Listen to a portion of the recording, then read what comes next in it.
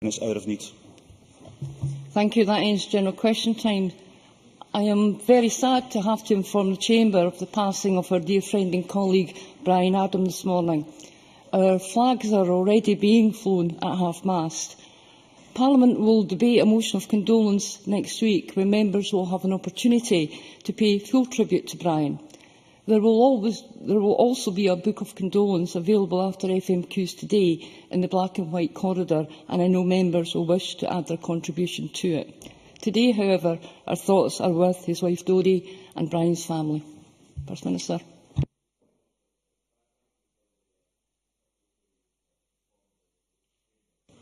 And for the information, the sad news that you have given us and the way you have done it.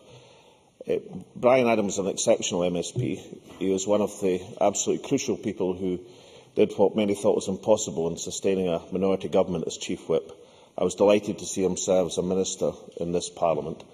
Of course, his greatest service was to the people of Aberdeen over a quarter of a century, first as a councillor and then as an MSP. I'm proud to say that I've known and admired him over that entire period as an outstanding politician, a fine human being and a dear friend. Our condolences, and I know this is shared by every single member in this chamber, go to his wife Dodie and the 5 children, Neil, Jamie, Sarah, David and Alan, whereas for them, obviously, the most difficult time of all. We move to First Minister's questions. Question number 1, Joanne Lamont. Thank you very much, Presiding Officer. And can I, on behalf of my party, my colleagues here, and indeed all of those who are no longer with us but served in the Parliament since 1999, say that we are deeply saddened by the news that Brian Adam has passed away. I have always recognised in him a man of strong conviction, of decency, of profound faith, a man who cared deeply for his family, his party and his country. Our thoughts are with those who feel his loss most sorely, and I know this is a very sad day indeed for those here who not only had the privilege of working with him as a colleague, but loved him as a friend. We share your sadness at the loss of a fine parliamentarian and a fine Scot. And can I ask the First Minister what engagements he has planned for the rest of the day? First Minister. Can I thank Joanne Lamont for the way she's expressed sympathy to Brian's family and friends, and later today will carry forward the Government's programme for Scotland. Joanne Lamont. Thank you, Presiding Officer. If Scotland votes yes in the referendum, the first budget of an independent Scotland will be set in 2016. Who would the First Minister prefer to sign it off? Ed Balls, George Osborne or Angela Merkel? No, the first budget, and I mustn't pick the Cabinet in advance, and I mustn't say in advance if the Scottish people, but if the Scottish people back the Scottish National Party and as things stand just now, that first budget will be set by John Swinney. Joanne Lamont. Well, we all know that's not true, given what's been said in the last week, and despite the fact that they've deployed the First Minister, the Deputy First Minister and indeed John Swinney himself, they've been unable to answer the very simple question about implications for Scotland being in a sterling zone. Now, I agree with the First Minister that George Osborne is a slippery, untrustworthy man. I just don't understand why he thinks that it's going to change after the referendum. I agree that George Osborne's fiscal and monetary policies are wrong for Scotland and indeed the whole of the United Kingdom. But it is Osborne the First Minister will do the deal with if he wins the referendum. And that's the difference between Alex Salmond and me. I want to get rid of the Tories and keep the Union. He wants rid of the Union and to keep the Tories in charge of the economy. Can the First Minister explain to me, and perhaps some of his colleagues, why that would be independence? First Minister. Can I point out that somewhere in that question, Joanne Lamont seemed to concede the first elections to an independent Scottish Parliament. If that is the case, then I'm absolutely delighted.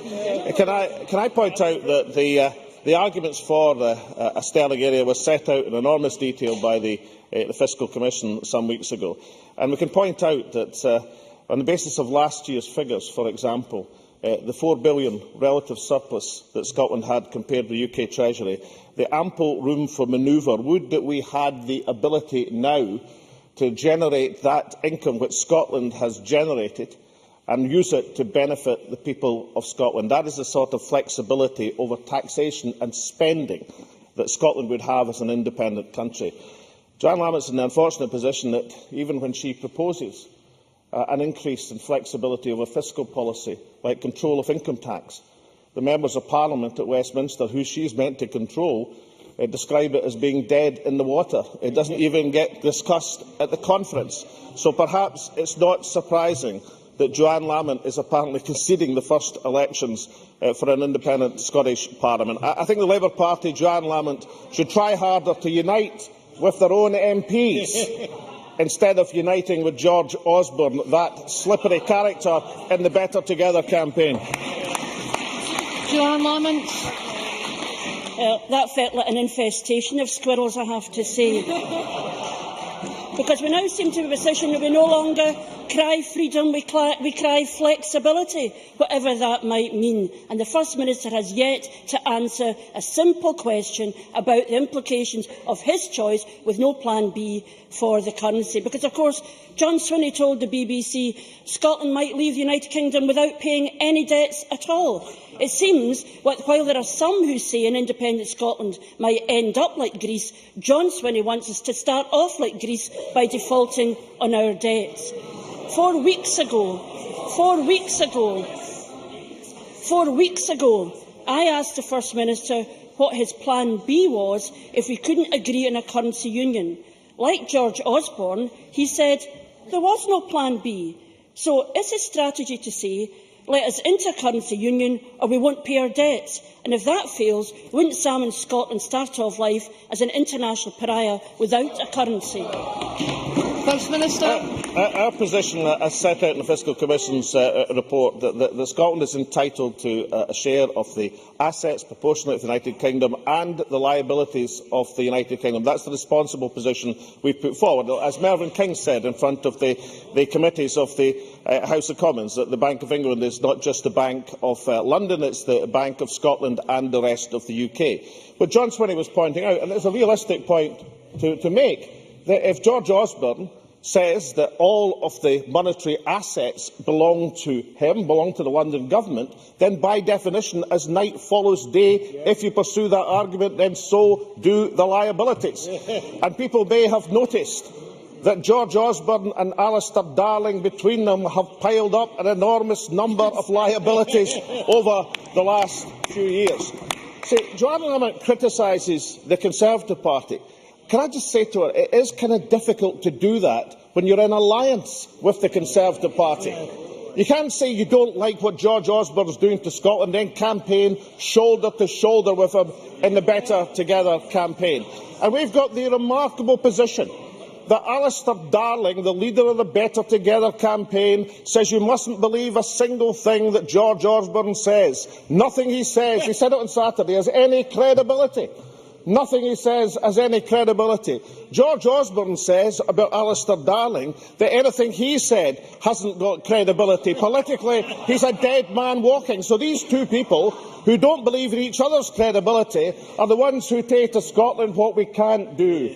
We can be an independent country with control over our resources and taxation, and that will make Scotland much better off than the Better Together campaign would ever manage. Joanne Lamont. The First Minister talks about credibility. He changes his position in the currency more time than I change my shoes. The only consistent thing about his position in the currency is that it is not consistent. He doesn't say the same thing from one week to another. And he talks about building up liabilities. Yes, we remember how we built up those liabilities, saving the Royal Bank of Scotland, the bank that the First Minister used to work for. And if you don't have a plan B, you can boil down the First Minister's position as simply this.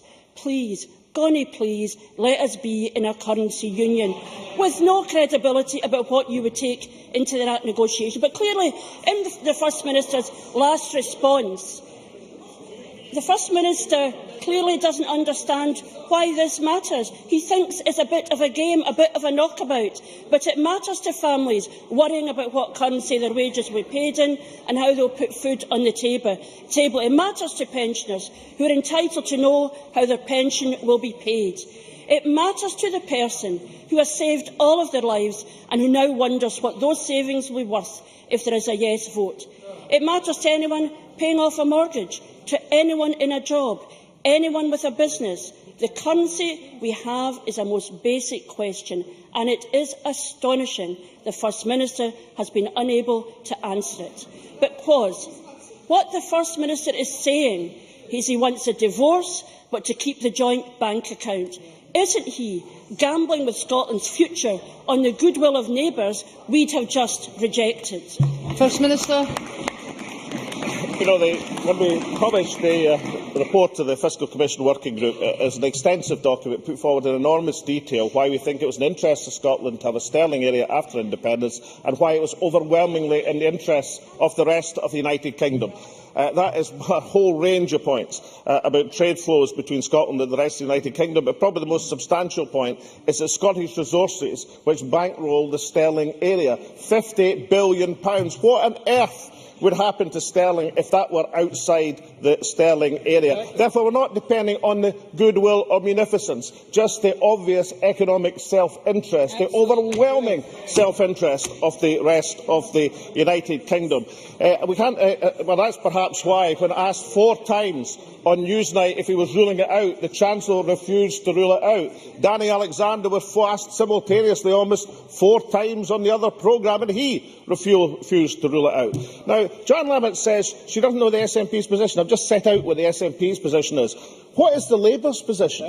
You see, never mind Alistair Darling, Ken McIntosh on Newsnight, the 30th of May 2012, said to Gordon Brewer, "Remember the 5 tests for joining the euro?" Gordon Brewer, yes, that's still Labour's. Do you still have these 5 tests? 5 tests to join the euro? Certainly, said Ken McIntosh. So maybe she should bring her own finance spokesman into line, never mind the MEPs at Westminster. And then, of course, we have perhaps an independent adjudication of these matters. So let's turn to David Blanchflower, former member of the Monetary Policy Committee, appointed by a Labour government. Quote, this week, there are no major obstacles at all to a currency union if both sides acted with an open mind. The UK government have just made it up. It's more political than economic. It's certainly pretty likely, given how disastrous George Osborne has been, that if Scotland had their own fiscal policy, they'd have done better. Osborne lecturing the Scots in economics is like a freshman who failed Economics 101 giving the keynote address to the American Economic Association. I agree with David Blanchflower, the eminent economist that the Labour Party appointed to the Monetary Policy Committee. Question number 2, Ruth Davidson. Thank you, Presiding Officer. I'd like to associate myself and my party with the tributes paid to Brian Adam. Too often people only see the conflict in this Parliament, they don't see the camaraderie, and Brian Adam had friends on all sides of this chamber. He took great pride in serving the people of Aberdeen, first as a councillor and then as a parliamentarian, and he did so with diligence and with decency. The thoughts of everybody on this side of the chamber are with his family, with his friends and with his colleagues at this time. And I would like to ask the First Minister when he'll next meet the Prime Minister. Can I thank Ruth Davidson for her generous tribute, which will be much appreciated by Brian's family. I have no plans in the near future. Ruth Davidson. Presiding Officer, the First Minister seemed very keen to use quotations just a second ago. I'd like to, if I may, gently remind him of his own words in November 1999, when he said, "The pound sterling has been a millstone around Scotland's neck, costing Scotland jobs and prosperity." 10 years later, he said, "We're in sterling and sterling is sinking like a stone." He's also said, "We cannot allow ourselves to be held back by clinging on to sterling." Can I ask at what point in the First Minister's political journey the pound sterling stopped being a millstone and started being a life raft? First Minister. Well, can I point out that Ruth Davidson, in alliance with Danny Alexander, the Chief Secretary to the Treasury, is in alliance with the person who was the leader of the pro-Euro campaign. When I've been in Parliament, the Conservative Party were making plans to join the Euro. I seem to remember, I don't think Ken Clarke has ever revoked his support for the Euro. She's in alliance with Alistair Darling, who was in support of the Euro. So I'm merely pointing out that the consistent thread of the SNP, unlike the other parties, is we put forward what is in the economic interests of Scotland. That's the basis of the Fiscal Commission Working Group, and that's the basis on which the SNP and the Scottish Government will always act. The difficulty for Westminster Government is more than often, very often, the interests of Scotland are very, very far from the top of their agenda. Bruce Davidson. It's not like the First Minister to be shy in just telling us it's when a more fiscally responsible Conservative government came in 2010, isn't it? Let's leave the bluff and bluster and whatever that answer was supposed to be aside, because the First Minister's already this week had the UK Chancellor, the former Bank of England experts, Professor Charles Nolan and John Nugent, telling him it would be unbelievably difficult to secure his preferred choice of a sterling zone. And he's even had his own former economic adviser, Professor John Kay, saying he should expect to fail in his negotiations. Indeed, politically, his fellow separatists Margot MacDonald, Jim Sillars, Patrick Harvey have all said independence should mean Scotland having its own currency. We know that this First Minister is a gambler, we know he's reckless, but is he honestly telling Scotland that he would enter negotiations with no bargaining position and no backup plan? Oh, OK. Order! I will ask the Deputy First Minister and the First Minister to tell us what the plan B is then. Is it to use sterling anyway, as Ecuador uses the US dollar, or is it a separate currency, as his economic adviser suggests, the Bob E? First Minister. The bargaining position is £50 billion of Scottish assets which underpin the UK economy. You know, we've got a Conservative Party who are celebrating because over the last 6 months UK GDP has flatlined entirely. A Chancellor who's playing with fire, according to the International Monetary Fund, who's been downgraded in 2 of the 3 rating agencies, and yet the Better Together campaign are still delivering leaflets saying that you've got to maintain AAA status by voting for the Union. When we publish a report, with great respect, 2 Nobel laureates and a professor of economics at Harvard, which sets out in the most enormous detail the arguments for a sterling area, then we do expect, at the very least, the Chief Secretary to the Treasury to have read the report, because in the middle of his 4 times refusing to rule out the idea of a sterling zone, Danny Alexander said the arguments hadn't been put forward. The arguments were put forward in enormous detail in this report, and maybe it's high time that the Better Together campaign started reading and stopped delivering leaflets claiming an AA status. Ruth Davidson is the representative of a party. No.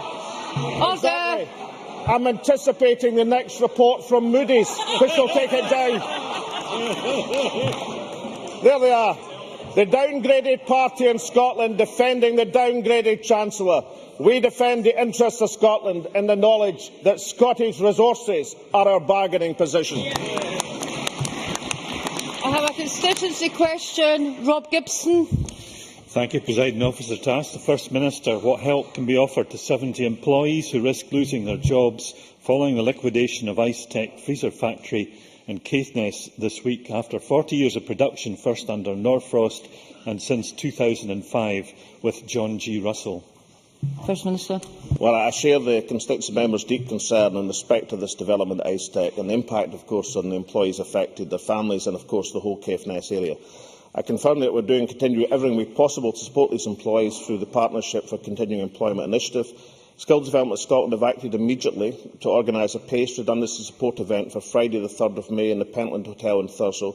All employees will receive an invitation to this event, where PACE partnership organisations will be present to supply every support possible to the individuals concerned. And I'll be delighted if the constituency member would like to meet with the Finance Secretary to discuss these important matters further. Question number 3, Jackie Bailey. To ask the First Minister what the Scottish Government's position is on reports that nurses spend around 279,000 hours a week on non-essential paperwork. First Minister. Well, we're working with health boards and staff representatives, including, of course, the RCN, to ensure that frontline National Health staff can focus on delivering high-quality patient care to drive improvement. This includes working to reduce paperwork requirements, particularly for senior charge nurses, so we can maximise their role as clinical leaders and guardians of patient safety. The Cabinet Secretary for Health and Wellbeing has recognised this as a priority, which the RCN, of course, has welcomed. Jackie Bailey. And I thank the First Minister for his response. But in the week that nurses warned about the dramatic increase in paperwork, taking them away from direct patient care, both the Royal College of Nurses and Unison warned the Scottish Government about unsafe staffing levels, with 27% of nurses saying that staffing levels are rarely or never safe. Would the First Minister agree that cutting 2,000 nurses from the NHS to the lowest level since the SNP came to power is having a negative impact on patient care? And will he therefore agree to look again at workforce planning to reverse the cuts in nurse numbers so that we do provide the very best possible patient care? First Minister. Well, as the member well knows, the protection of the budget of the National Health Service, both in the 2007 election and again in the 2011 election, was one of the pledges made by this SNP government, which we have kept to. That pledge, in the run-up to the elections at least, was not made by the Labour Party. So we can get to the conclusion that the National Health Service is better funded than it would have been if the Scottish people had voted otherwise. Nor is she totally accurate in terms of the statistics she is giving. If you look at qualified nurses and midwives, in September 2007 there were 37,549. September 2006 there was 41,026. There are now 41,745. She will also be aware that per thousand of population, Scotland has the highest number of qualified nurses in any of the countries in these islands. It's an indication that we know there are huge pressures in the National Health Service. Of course they are. How could they be otherwise in current circumstances? But both in terms of the budget that has been devoted and our commitment to patient care, the National Health Service and the nurses of Scotland are doing an outstanding job. Question number 4, John Wilson. Ask the First Minister what the Scottish Government's response is to the recent report by the Treasury regarding Scottish banknotes and an independent Scotland. First Minister. Well, the threat by the UK Government to Scottish banknotes is quite simply ridiculous. The bogus claims completely ignore the fact that the Scottish banknote issue is not backed by the Bank of England, it is backed by balances held on a one-to-one basis at the Bank of England. So therefore, if I can quote Professor Blanchford once again, ex-member of the Monetary Policy Committee, who on this issue said, "I don't see it as a big problem. It's not a major precedent. I do think it's a great deal of scaremongering. There's not a great deal of economics going into this." John Wilson. Thank you. I thank the First Minister for his reply. The Treasury Economic Framework with respect to currency choices, known as the Optimum Currency Area, seems to be at variance with the Banking Act of 2009, which secures the distinct status of Scottish banknotes. Does the First Minister agree with me that George Osborne's blunder into this issue represents no more than scaremongering, as he has just commented, and will he join with me in inviting the Chancellor to make many more visits to Scotland in the coming months, as this can only increase the prospects for a yes vote in September 2014? First Minister. Well, many people remember, I think it was 18 months ago, that George Osborne played a visit to Scotland and said the constitutional debate was damaging inward investment. And he said he thought about companies, they couldn't name them, where this was the case. Since then, of course, Scotland has topped the league in investment, inward investment, over the last 2 years, greater even than London in the last year. So we've had George Osborne's scaremongering before. But in terms of the reaction of the Scottish people, I think the member is absolutely correct. I think a Tory Chancellor coming to Scotland and talking down the country and telling us what we can't do is exactly the sort of stimulus that the Yes campaign needs. I agree in terms of the issue with James Scott, the Scottish Financial Enterprise Director. This bogus assertion by the Treasury should be treated with the contempt it deserves. And therefore, I think we can make an offer to George Osborne. Let's pay his bus fare in coming to Scotland to sink the No campaign. Patrick Harvey. Thank you, Presiding Officer. The securing the future of Scottish banknotes or any other favourable terms of a currency union with sterling might well be possible, might even be in Scotland's and the rest of the UK's interests. But how can we possibly be in a strong enough position to negotiate those favourable terms if the government has closed down the other option of a genuinely independent currency? First Minister. The Fiscal Commission put forward what we think is in the best interest of Scotland. The Scottish Government has responded by accepting its conclusions. But can I just point out that the note issue scaremongering story was particularly extraordinary. The Isle of Man issues sterling notes backed by balances at the Bank of England. It's not even in the United Kingdom at the present moment. And the importance of this is, of course, if you can identify beyond any reasonable argument of the total scaremongering basis of one of the canards of the Chancellor of the Exchequer, then it probably follows that Alistair Darling was correct in saying that nothing that George Osborne says has any credibility. Question number 5, Jenny Marrow.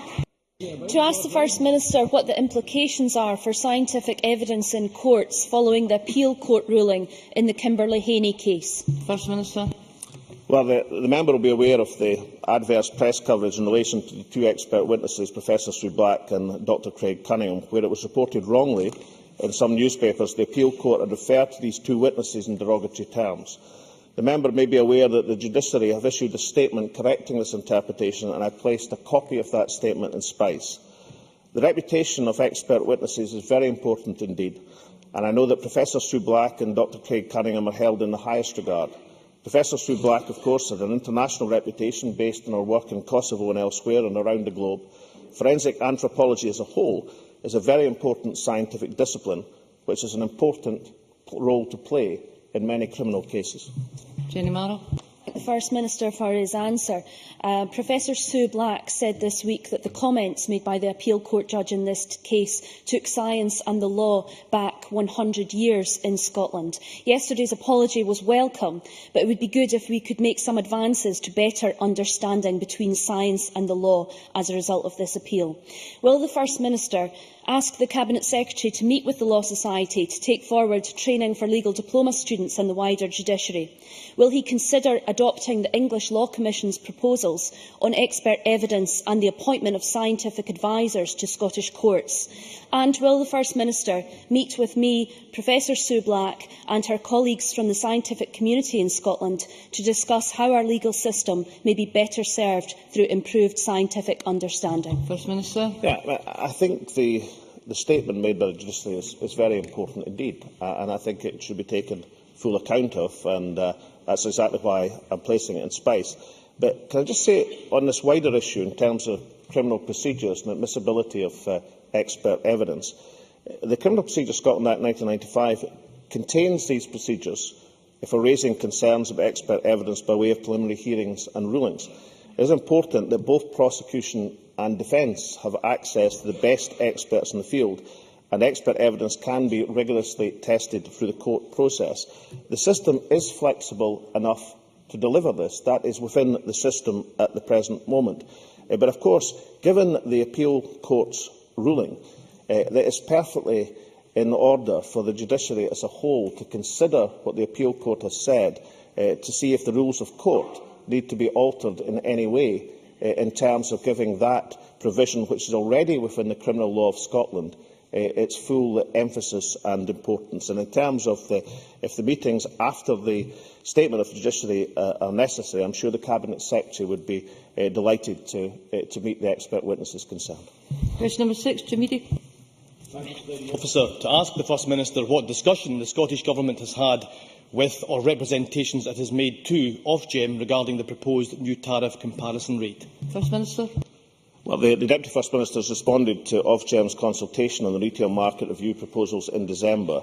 The proposed tariff comparison rate is one of a number of proposals aimed at providing clear and simple information for consumers. We recognise these proposals are a step forward in encouraging and promoting consumer engagement in the market, and therefore we support the work of Ofgem to simplify tariffs. However, I would say in taking this work forward, Ofgem must ensure that proposals are effective in ensuring that consumers, particularly those who are vulnerable to fuel poverty, can secure the best energy deal. I thank the First Minister for that answer. But does he agree that far too many people in energy-rich Scotland still live in fuel poverty, and that the public are right to expect effective regulation so that energy suppliers serve the needs of the people rather than the needs of shareholders? First Minister. Well, I do agree that energy suppliers must serve the needs of the public, and I also agree with Joe Media that it's a disgrace that in energy-rich Scotland, a country which we now know has contributed above average in terms of contributions to the UK Treasury for every single one of the last 32 years. We still have fuel poverty in a country with such resources and riches. In terms of what the Scottish Government is doing, last month we announced £60 million of funding for local authorities to transform thousands of properties across Scotland, and also the £32 million extension to the Energy Assistance Package, which will help secure free insulation and heating for more than 300,000 households. These are steps forward in what is a very difficult situation facing many of our fellow citizens. Thank you. That ends First Minister's questions. Can I remind members who are leaving the chamber that there is a book of condolence in the black and white lobby. The next item of business is a business debate on motion number 5930 in the name of John Pentland on Workers' Memorial Day 2013. The debate will be concluded without any questions being put.